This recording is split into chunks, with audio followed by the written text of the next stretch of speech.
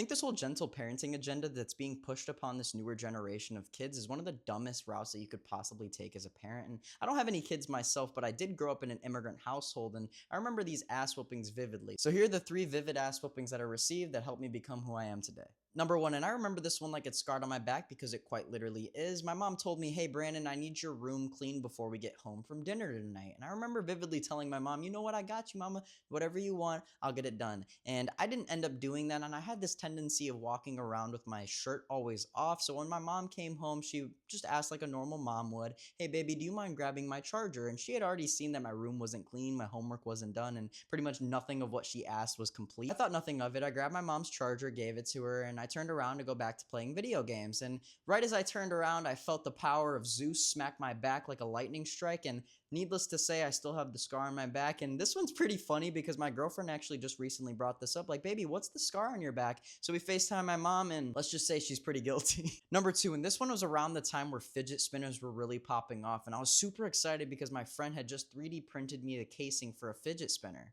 My whole plan was I was going to go home, take apart my skateboard bearings, and put them into the fidget spinner so I could get this thing up and running. But I needed hot glue, and I didn't know how to use a hot glue gun, but fortunately enough, my dad did. My dad's always been a super big handyman, so when I brought up this idea to him, he was so excited to help me. And it makes me feel really bad about this, even to this day, because my dad was always such a good dad, and he was always willing to help me with any little stupid project that I had as a little tween growing up. When I brought the fidget spinner to him, he finally started plugging in the bearings, and he was gluing in the bearings on the outside, but the inside needed no glue because they're bearings, they needed to spin. But my dad accidentally got hot glue on the center bearing. I ended up calling my dad an idiot and making the worst mistake of my entire life. And if you know anything about Mexican household, it's that the father is almost like a volcano. He slowly, gradually gets to a breaking point and then just explodes. So I grabbed the fidget spinner, took off, ran to my room, closed the door, thought nothing of it. As soon as I got to my room, I started cleaning up the hot glue, and bam, there goes my Mexican father. He's bursting in through the door, grabs me by my neck, slams me into the floor, and says, "Don't you ever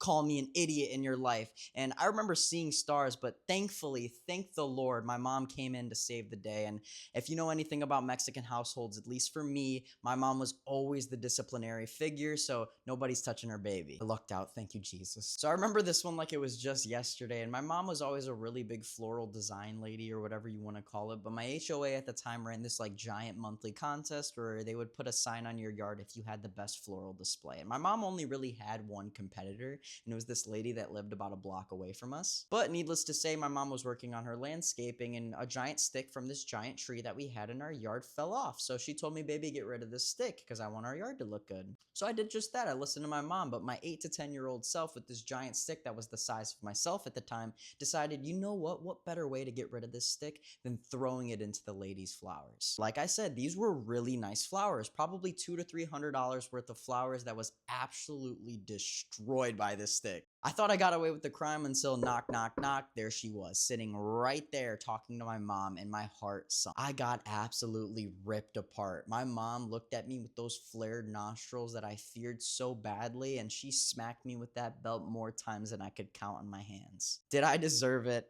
Absolutely. What an idiot I was and a bad kid growing up, but needless to say, my parents were the best parents that I possibly could have had. They made me who I was today, and I wouldn't change anything about it. Peace.